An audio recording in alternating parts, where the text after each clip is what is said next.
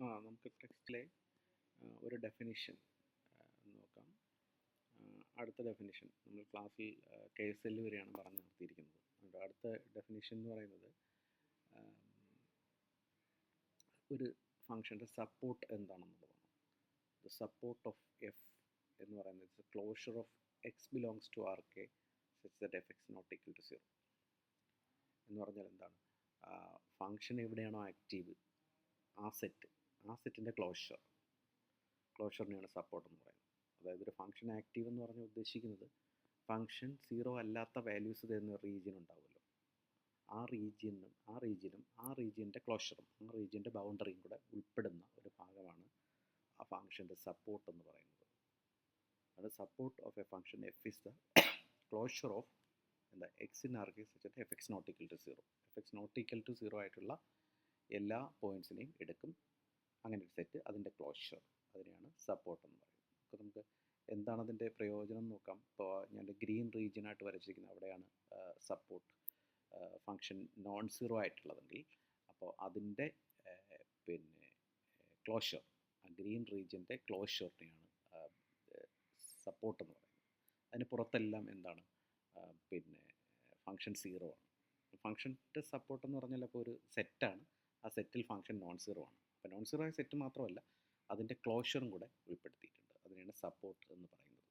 ഇങ്ങനെ support of a function എടുത്തിട്ട് അതിനെ ഒരു KSLനകത്ത് പറയുമ്പം അതിന് കുറച്ചുകൂടെ ആ KSLനകത്ത് ആ ഫംഗ്ഷൻ ഡിഫൈൻഡ് ആയിട്ട് പറയുമ്പോൾ നമുക്ക് കുറച്ചുകൂടെ സൗകര്യങ്ങളുണ്ട് ഇനിയുള്ള ആർഗ്യുമെൻറ്റ്സിൽ. സോ അതാണ് സപ്പോർട്ട് ഓഫ് എ ഫംഗ്ഷൻ എന്ന് പറയുന്നത്. ഇനി നമ്മുടെ ഒഫീഷ്യൽ ടെക്സ്റ്റിലുള്ള ഡെഫിനിഷൻ നോക്കും.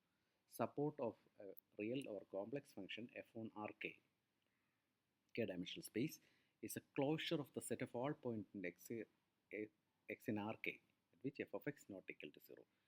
If f is a continuous function with compact support എന്ന് പറയുന്നത് വരുന്നത് എപ്പോഴാണ്? ഈ പറഞ്ഞ സപ്പോർട്ട് എന്ന് പറയുന്ന സെറ്റ് ക്ലോസ്ഡ് ബൗണ്ടഡും ആകുമ്പോഴാണ് കോമ്പാക്റ്റ് സപ്പോർട്ട് എന്ന് പറയുന്നത്. അപ്പോൾ എഫ് കണ്ടിന്യൂസ് ആണെന്നും ഒരു ബൗണ്ടഡ് ബോക്സിന് പുറത്തൊക്കെ അത് എക്സാക്റ്റ് 0 ആണെന്നും കരുതിയാൽ എഫിന് എന്താ ഒരു കോമ്പാക്റ്റ് സപ്പോർട്ട് ഉണ്ടെന്ന് പറയും. ഒരു കോമ്പാക്റ്റ് സെറ്റിന് പുറത്ത് 0 ആണെന്ന് വിചാരിച്ചാൽ, അതായത് അപ്പോൾ ഇതിന് തൊട്ട് പുറത്തോട്ടുള്ള എല്ലാ സെല്ലുകളിലും എന്തായിരിക്കും? ഈ ഫംഗ്ഷൻ 0 ആയിരിക്കും. അപ്പോൾ സെല്ലിങ്ങനെ വലുതാക്കിക്കൊണ്ടിരുന്നാലും ഫംഗ്ഷൻ എപ്പോഴും എന്ത് കിട്ടും? 0. അതിന് പുറത്തുള്ള റീജിയനിലെല്ലാം ഫംഗ്ഷൻ 0 തന്നെ തന്നുകൊണ്ടിരിക്കും. ഇവിടെ നമ്മൾ മനസ്സിലാക്കേണ്ട ഒരു കാര്യം ഇതാണ്. എഫ് കണ്ടിന്യൂസ് ആണെന്നും കോമ്പാക്റ്റ് സപ്പോർട്ടാണെന്നും നമ്മൾ പറഞ്ഞു കഴിഞ്ഞാൽ സപ്പോർട്ടിനെ കണ്ടെയ്ൻ ചെയ്യുന്ന, സപ്പോർട്ട് എന്ന് പറയുന്ന സെറ്റിനെ കണ്ടെയ്ൻ ചെയ്യുന്ന ഏതെങ്കിലും ഒരു KSL IK എടുത്തു കഴിഞ്ഞാൽ നമുക്ക് എന്താ ഇൻ്റഗ്രൽ ഓവർ RK എന്ന് പറഞ്ഞാൽ മൊത്തം റീജിയൻ, അത് ഈസ് ഈക്വൽ ടു എന്ത് എഴുതാൻ പറ്റും? ഇൻ്റഗ്രൽ ഓവർ IKF എന്ന് എഴുതാൻ പറ്റും. IKക്കകത്ത് ഇൻ്റഗ്രേറ്റ് ചെയ്താൽ മതിയല്ലോ, ബാക്കിയുള്ളിടത്തെല്ലാം ഫംഗ്ഷൻ 0 ആണല്ലോ.